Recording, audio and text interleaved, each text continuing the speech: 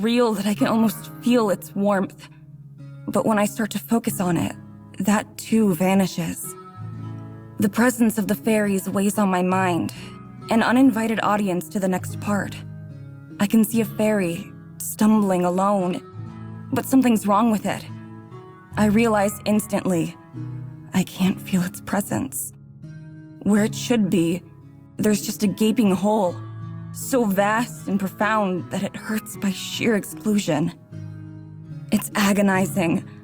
I want to tear my heart out of my chest so I don't have to feel it anymore. The presence of the fairies, the whole nest, tries to reach out after it and fill the hole, but it won't allow itself to be touched. The moonlight overhead, which I crave, falls onto the lone fairy who hastens to escape it. The lone fairy flees, and the rest of us mourn. One word pulses through my head, both a condemnation and reassurance. One word, though I don't know what it means. Moonsick, moonsick, moonsick, moonsick, moonsick, moonsick, moonsick, moonsick. The vision twists, and I can see a woman. But she isn't a woman. She's also a fairy, but not just. I'm so happy and relieved to see her that I just know she's the fairy queen. I can feel how much she misses the lone fairy. I know, because I miss her too. Desperately. I can see her searching, her hope never fading, until one day, she's gone. The loss is even greater this time. A sick mixture of guilt and shame plagues me, because I don't know where she is. I don't even know how long she's been missing. How could I have not noticed? The loneliness is so great that I want to do anything to erase it. Another silhouette flickers, just out of sight, but I can't keep track of it. We all have to watch it together, and then I realize it's me. But just like the fairy queen I saw before, it's also not me. Visions of time pass, months, years, centuries, and throughout all of them, all of the loneliness is gone. It all feels right. I could fix this.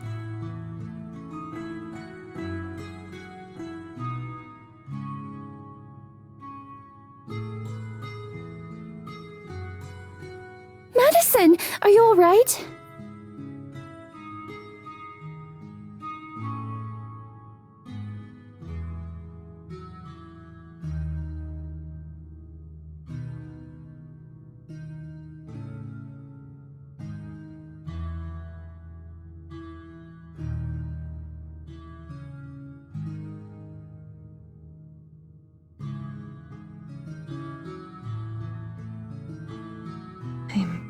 Fine. How long was I out?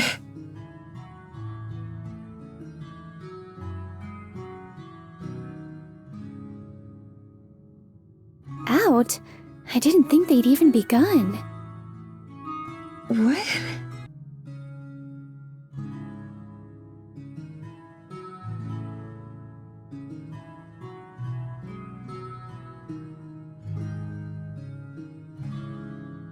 We told you, didn't we?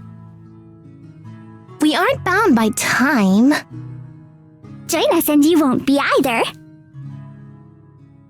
Now that you've seen, and now that you've felt, will you join us?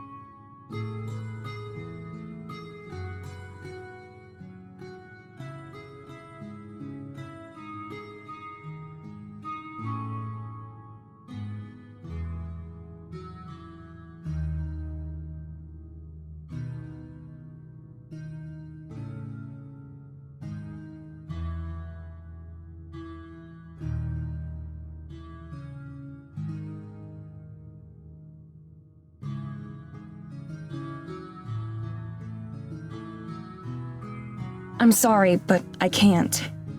Thank you for showing me what it would be like, though. How can we persuade you? We need our queen soon. You could be our only hope. I know you do.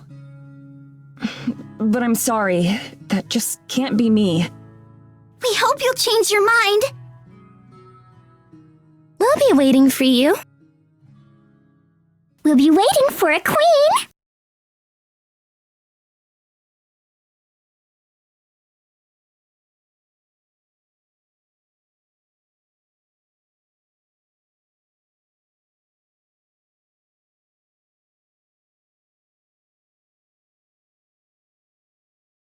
Madison, are you sure you're all right? Yeah, I'm sure. It was just a lot. Was that really that fast? Yes. They touched your face and then a moment later you gasped. That's insane. It felt like a long time. Like years had passed.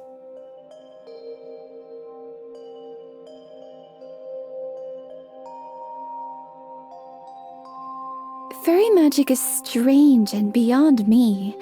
They're similar to the forest spirit, and yet... Different, but in a way you can't put into words. That's right. You certainly did see a lot, didn't you? Yeah, I guess so. Have you ever met their queen? Or seen what she looks like? Just once, long ago. She and the forest spirit are both guardians of the forest. Did you see her in your vision?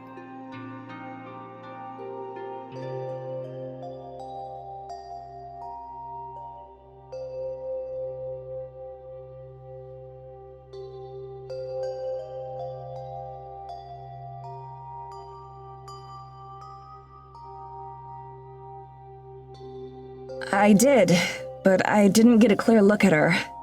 I knew who she was, but I don't know if I'd recognize her if I passed her on the street.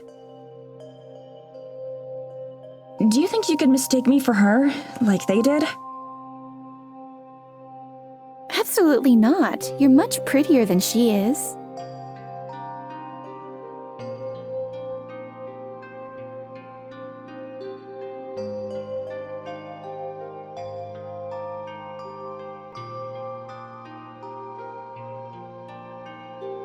But to the fairies, I expect it's hard for them to tell the difference between humans. So maybe you looked like her to them. I wonder how long the queen's been gone. It seems like they've been coping just fine without her, until something happened to scare them. Something like what?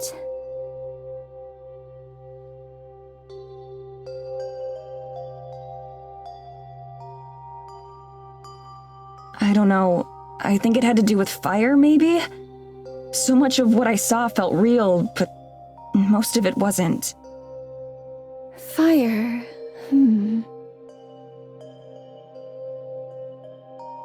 What's wrong? Did you remember something? No, it was just a thought.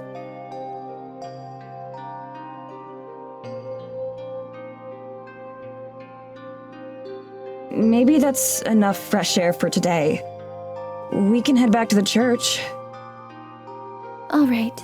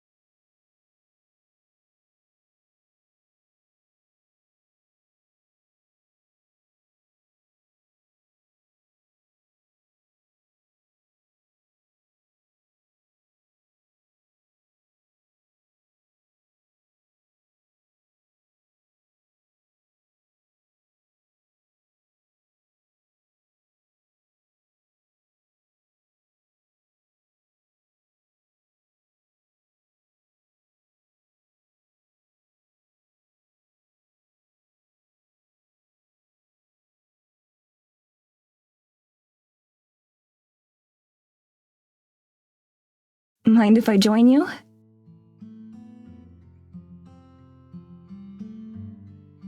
Please do.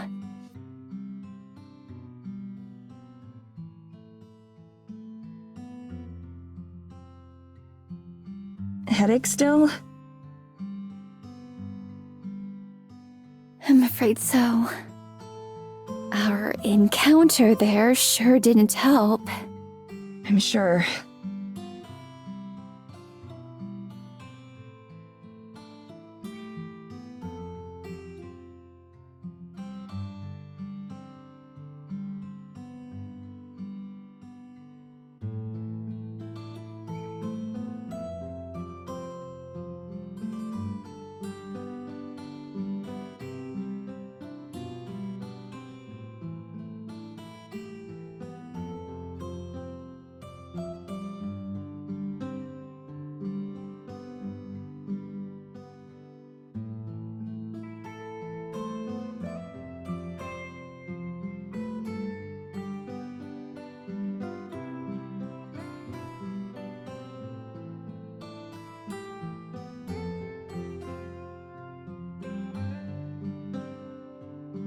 I'm sorry.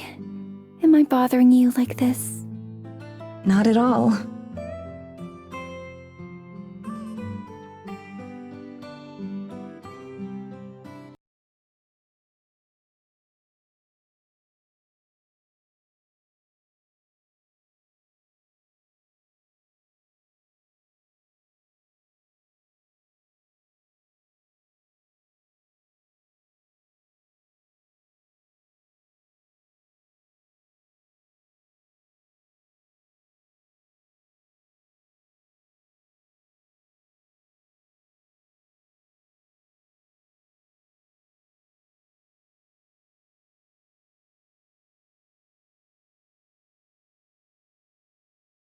Madison!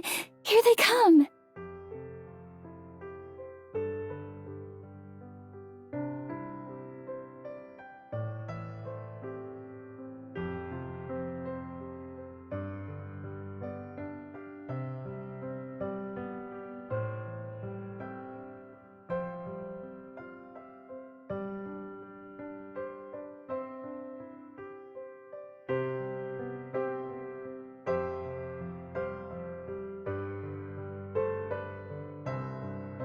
This one's name is Alma. Hello, Alma.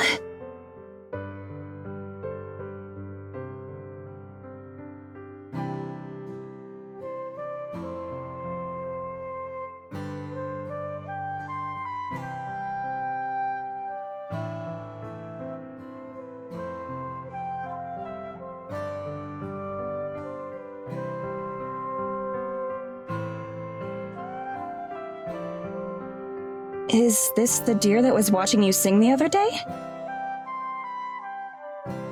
Most likely. Alma's a little bit shy, and sometimes prefers to keep her space. You know this deer pretty well, huh? Of course, we're very good friends.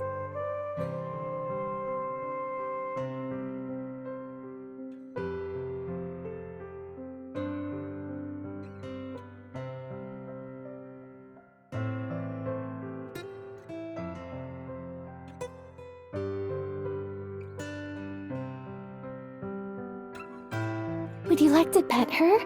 I'm certain she'd let you. Sure.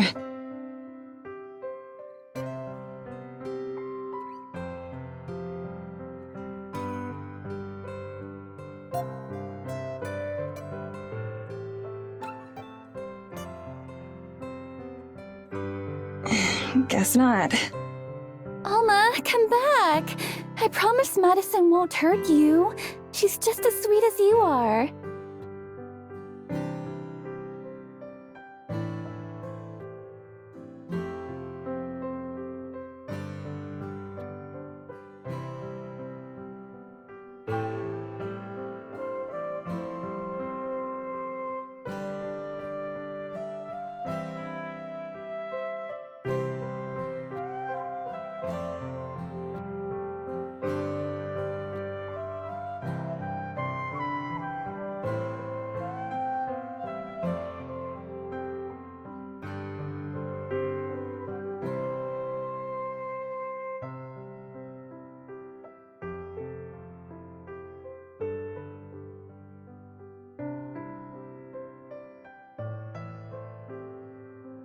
How long have you known Alma? It must have been a while for her to trust you like this. Oh yes, I've known her for her whole life. And I've known her mother since she was small too.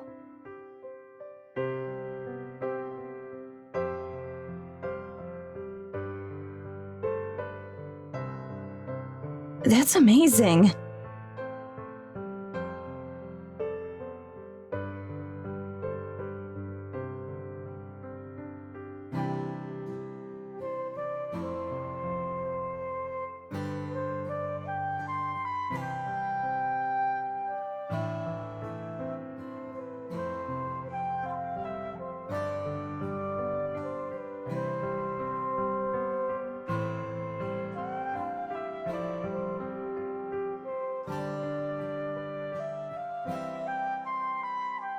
Do you have any other animal friends that I'll get to meet?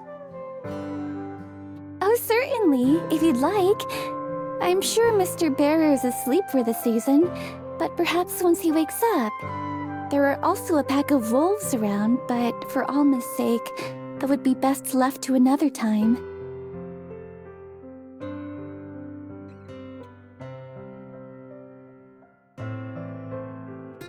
None are quite so friendly as Alma and the rest of the deer, though. When I was a child, I wanted to have a deer for a pet. I thought that perhaps I could learn to ride one, like a horse. My sister and I would look for footprints in the snow and track them for as long as we could.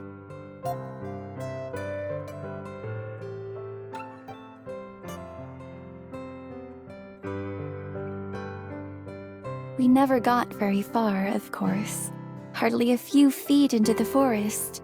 But to children like us, it was quite an adventure. You must miss her a lot.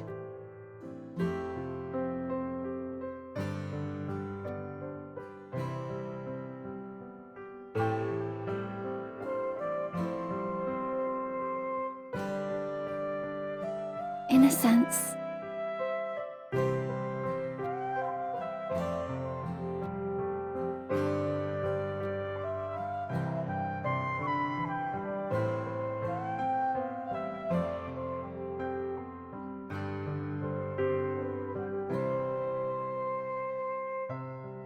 More than anything, I think I miss the days of wonder and awe, back when the forest and all of its creatures were still a mystery.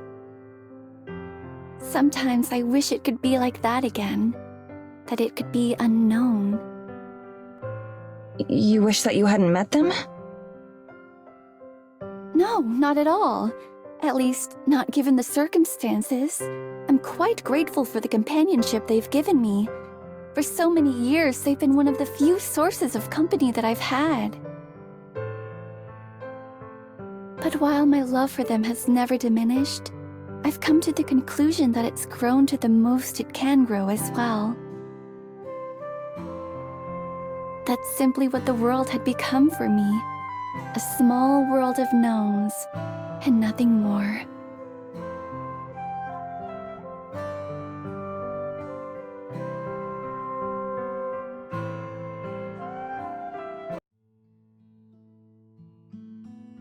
And then I met you, Madison.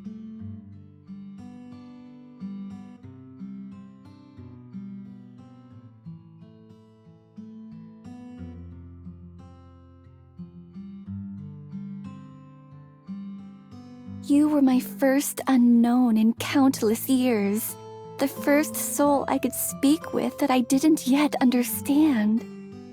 And what a wonderful unknown you turned out to be.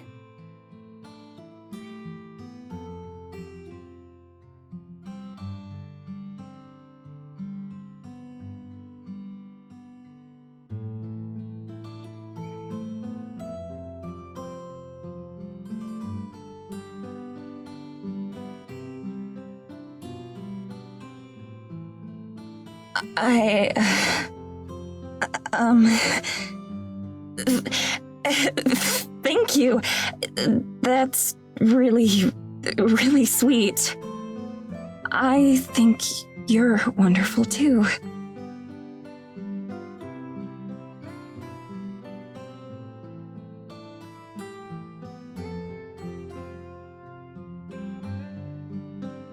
Do you really mean that, Madison? I really do. You're an incredible person. I can't imagine having to go through what you've been through without losing any sort of capacity for joy. But here you are, still so full of energy and positivity. I hope that I can maintain that sort of optimism.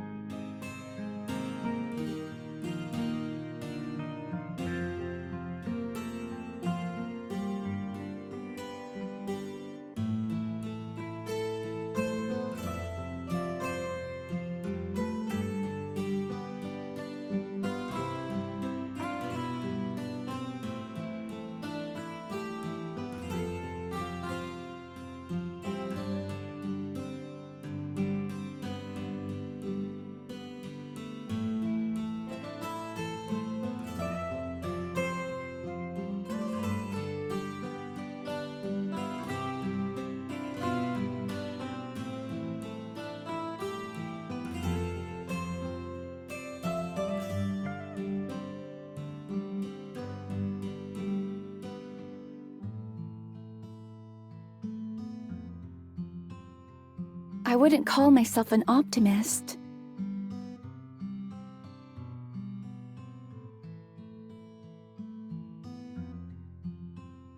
I don't, nor have I ever really had much hope. There are small comforts and delights, but those aren't the same thing as hope. I can remember names and faces, and even dreams and aspirations that I once had. But do you know what the most curious part of it is?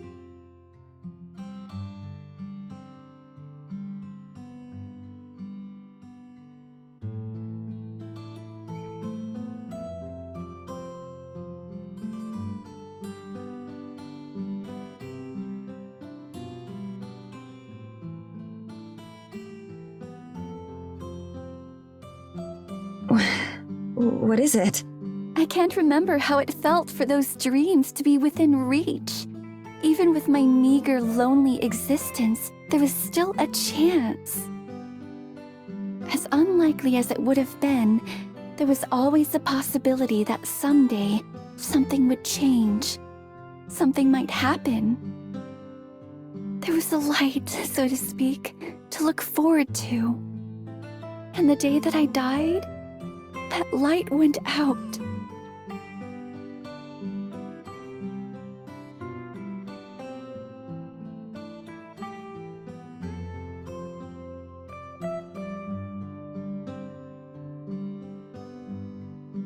I never gave thought to what this unlife might be keeping me from. Not from the life I left behind, but whatever it is I would have been met with had I lived to the end of my days.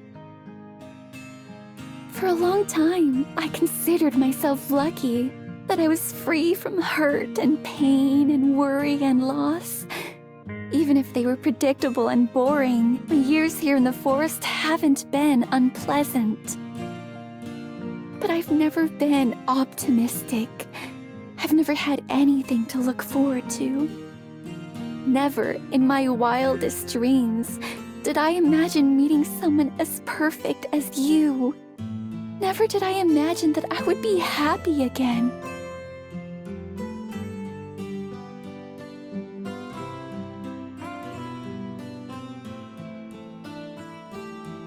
But Madison, I don't deserve this happiness. Not at the cost of your own. I keep thinking how if I'd been a bit faster, or more decisive, perhaps I could have saved you that day in the snow. And that even if not, I don't know what future I've stolen from you. I don't know what awaits those of us who pass on. All I know is this unlife and its permanence, and the way that you deserved better.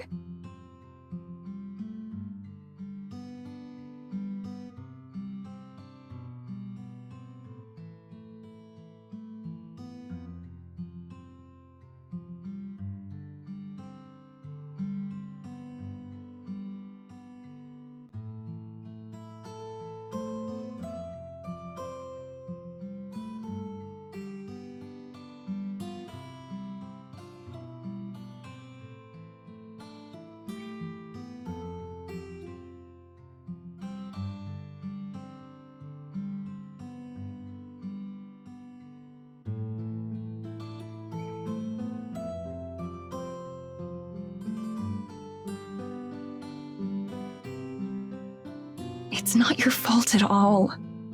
Don't ever blame yourself for any of this. I know I don't. Ever since we met, that day in the forest clearing, all you've done is made things better for me. I don't know if I ever told you this, but during those first days after we met, seeing you again was all that I would look forward to. I'd go to bed thinking about you, and wake up the next morning thinking about you. And as for everything else, to be honest, I don't know how to feel about a lot of it. So much of it is just hard to process. I thought that it would get easier with time, but it hasn't. But there is one thing I know. One thing that I'm absolutely sure of.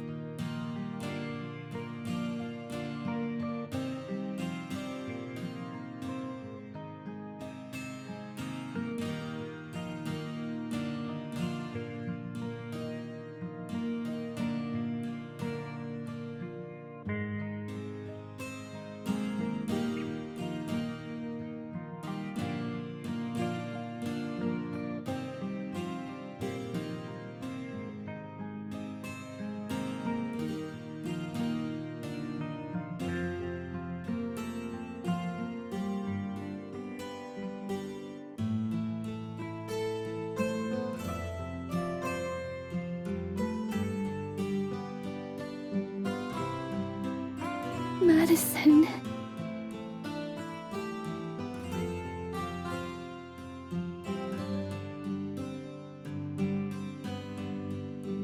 May I kiss you?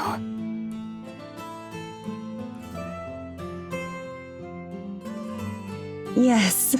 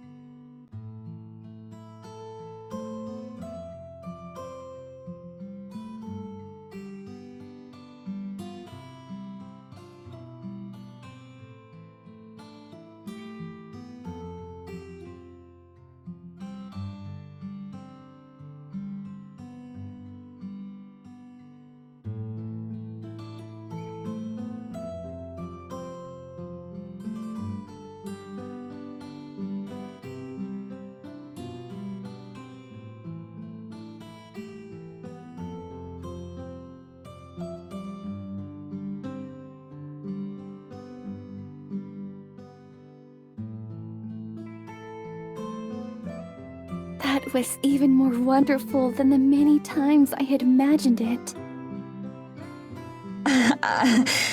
I hope it was worth the wait. I'd wait another 200 years if it was the only way I'd get to kiss you again. I promise. You won't have to.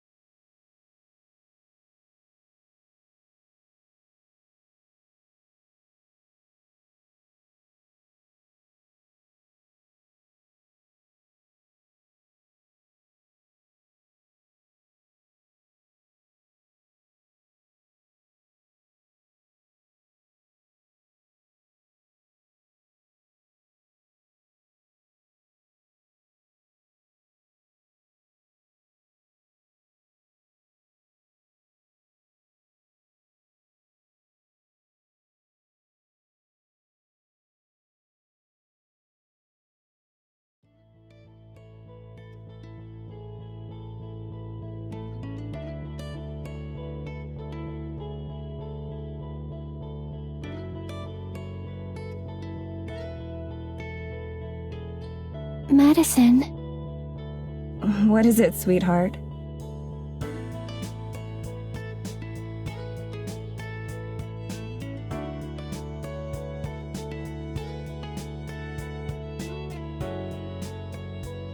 I know that I've said this before, and will probably say it many times in the future, but today and yesterday have been some of the happiest days of my life. Mine too. And it's okay.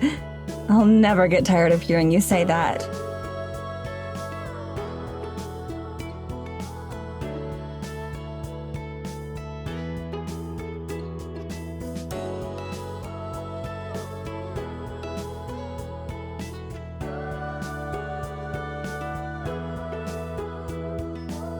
Are you feeling okay? Of course. Why wouldn't I be? I don't know. You just looked a bit sad. Maybe it was my imagination.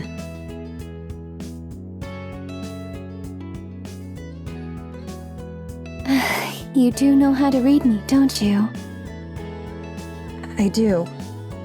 What's wrong? You can tell me anything, I promise. Only if you want to talk about it, of course.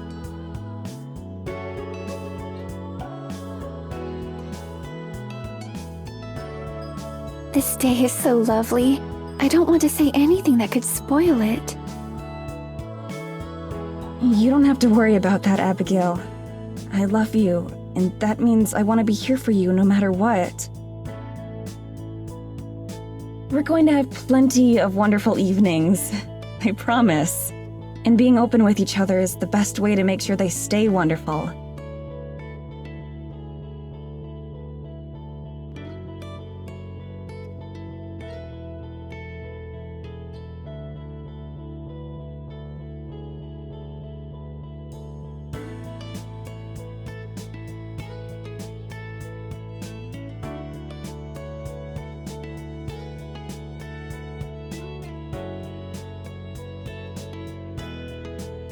I was thinking about other happy days that I've had. How long it's been since then. And how the memories have since soured. How much have I told you about my sister? Not much. You mentioned that the two of you were close, and that you spent a lot of time in the woods together, but that's it. We weren't just close. Helena and I were inseparable. Whenever anything went wrong, she would always be there to protect me. She swore that that would never change. But fate had other plans for the two of us.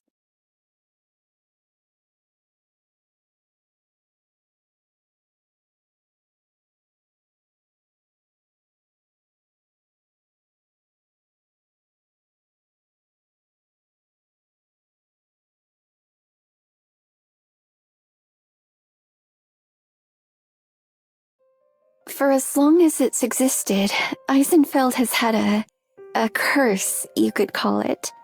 A terrible monster who would destroy the village if given the chance.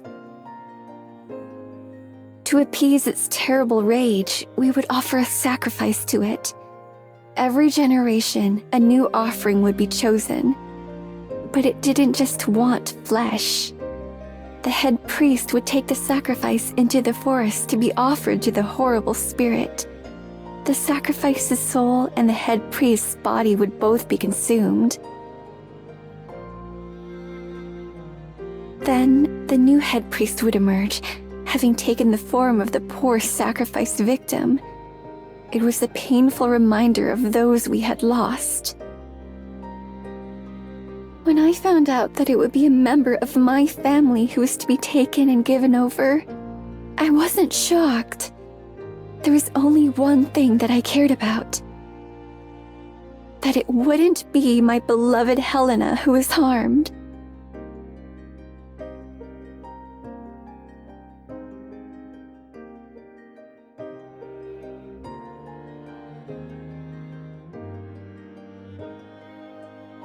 I couldn't forget the joyous days of our childhood.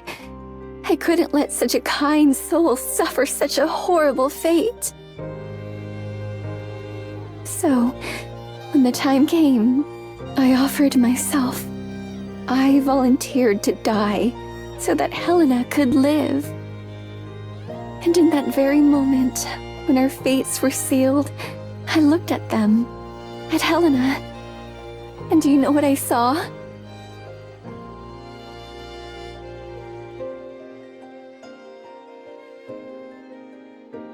Relief. Not once did she try to stop me or change my mind. Not that I would have let her, but I don't think she even thanked me. My parents cried, of course, but they didn't argue either. Neither of them stepped forward to take my place. No one did. While I'm sure my sacrifice was appreciated, I was quickly discarded without even a token effort or gesture of appreciation. My sister, who had sworn to always protect me, had no difficulty accepting the fact that I would die for her.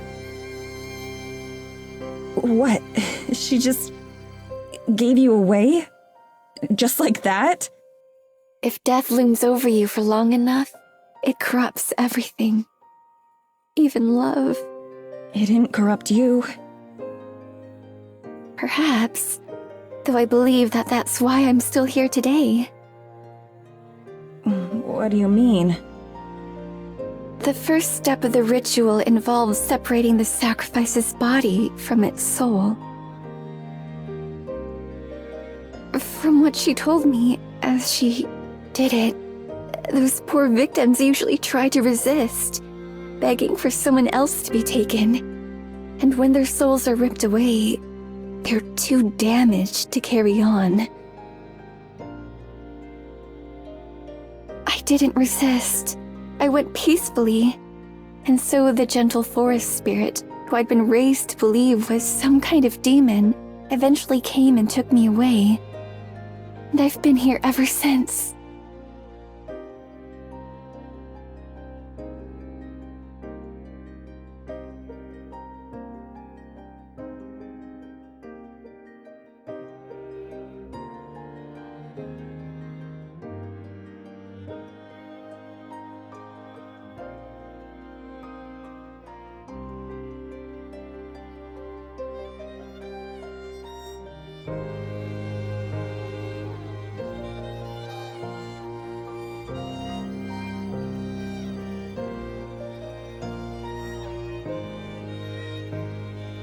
Thank you for listening.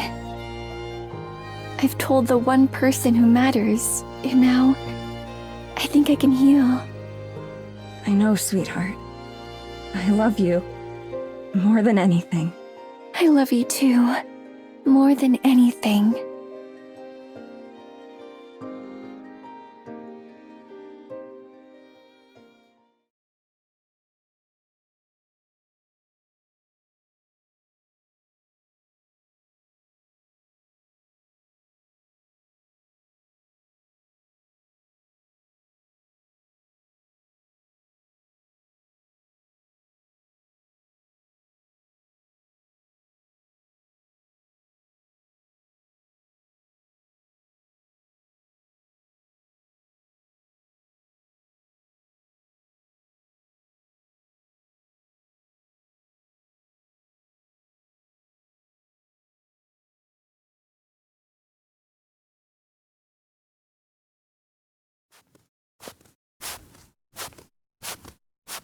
Good morning.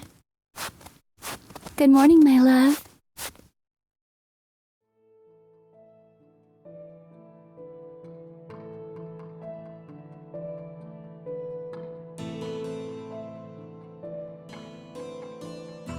Sleep okay?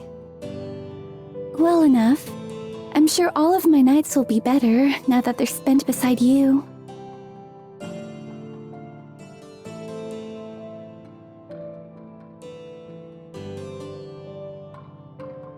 How about you? Pretty good. I woke up with, a bad feeling, though. A bad feeling? About what?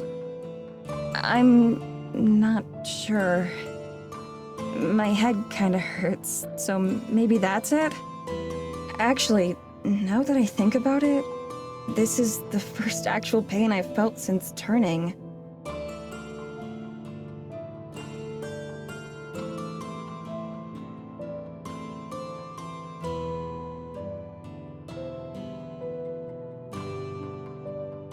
Aw, poor dear.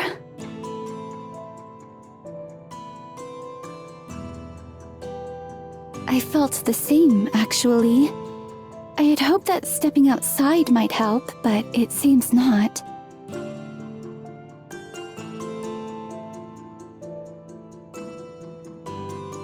How long have you been out here?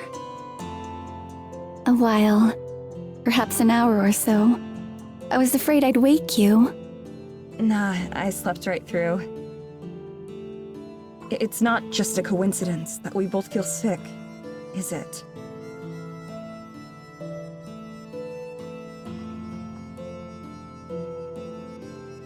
No, I doubt it is. It must be something to do with the forest.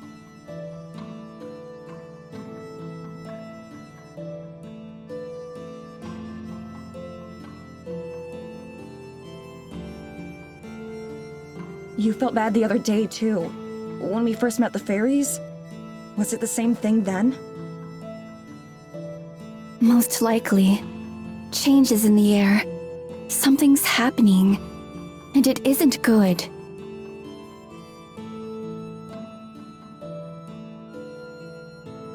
Is it... Evelyn?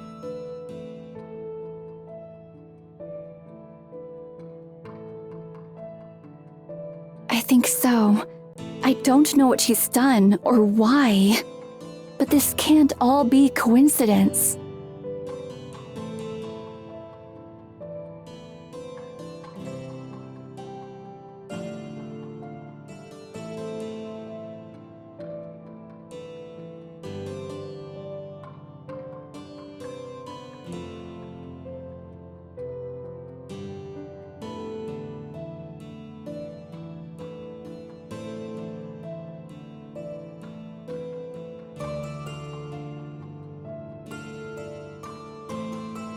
What about the forest spirit? You said it's a guardian of the woods, right? Why doesn't it stop her? I'm sure it's doing what it can, but it's just as intimately connected to the forest as the fairies are. Far more than you or I. So as the forest itself weakens, so does it. Is there any way we can help? Not that I know of.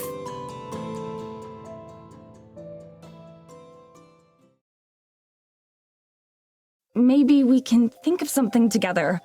There has to be something we can do. Yes, perhaps. I feel like I can accomplish anything with you by my side.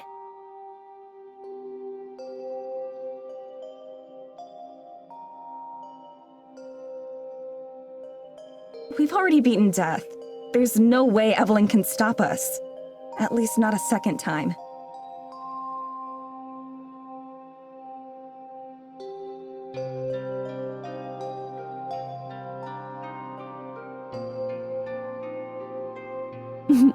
Perhaps you'll make an optimist out of me yet, Medicine. Shall we go for a walk? Absolutely.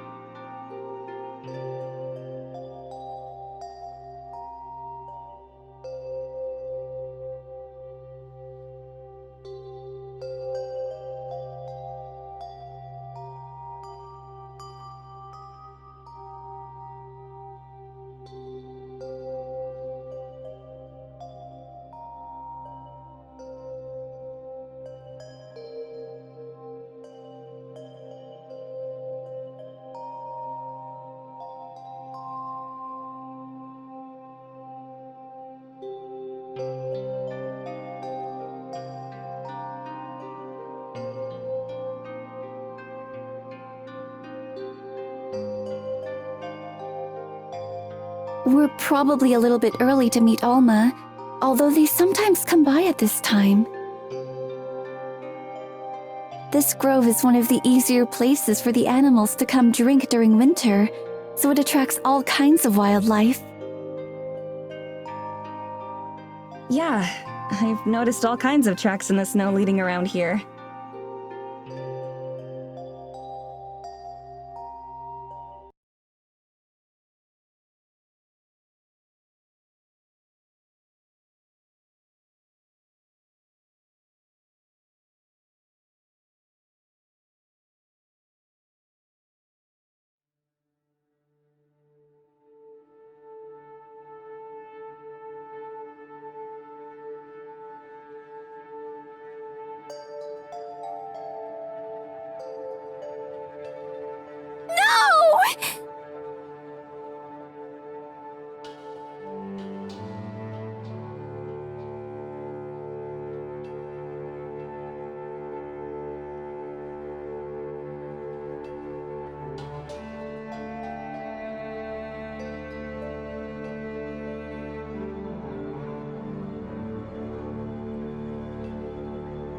No! What's happening to you?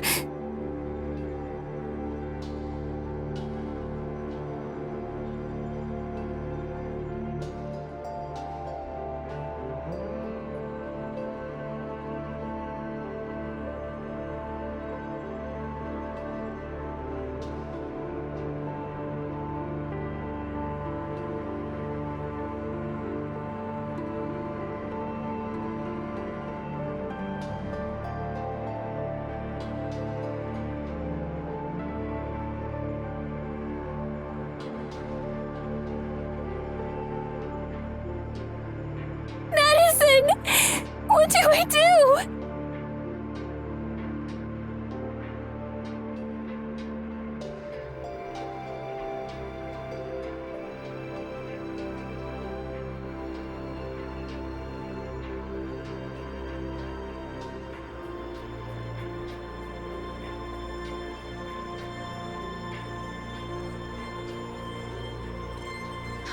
How does this even happen?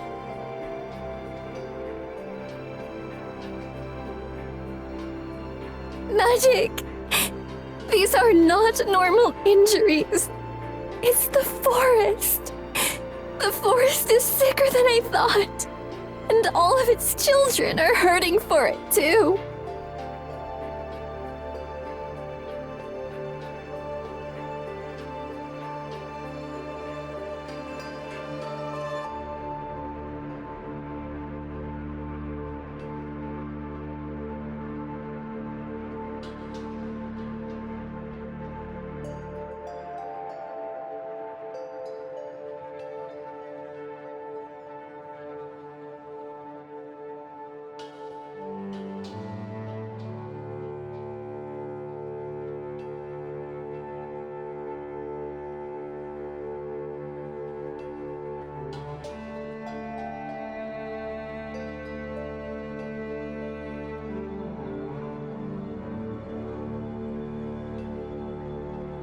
I'm sorry!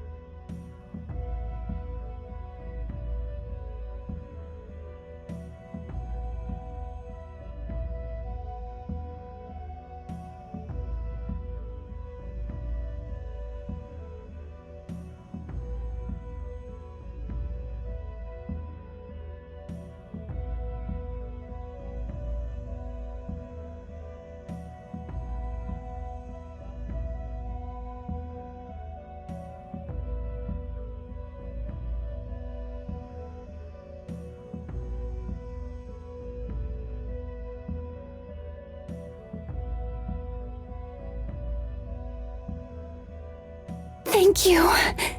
I'm glad you came.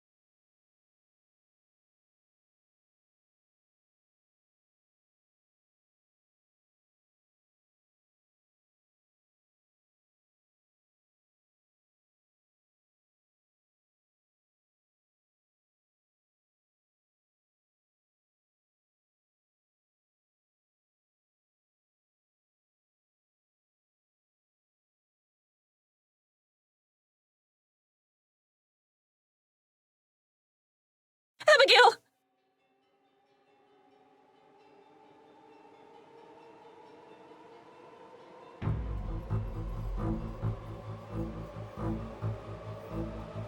Look!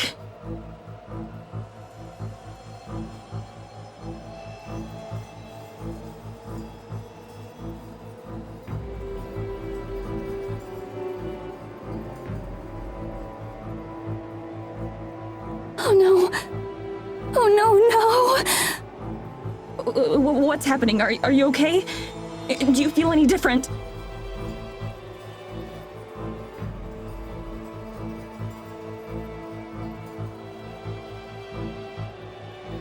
Should we take you to the forest spirit? Or get you some rest? Or... Madison, it's not me. What? It's you.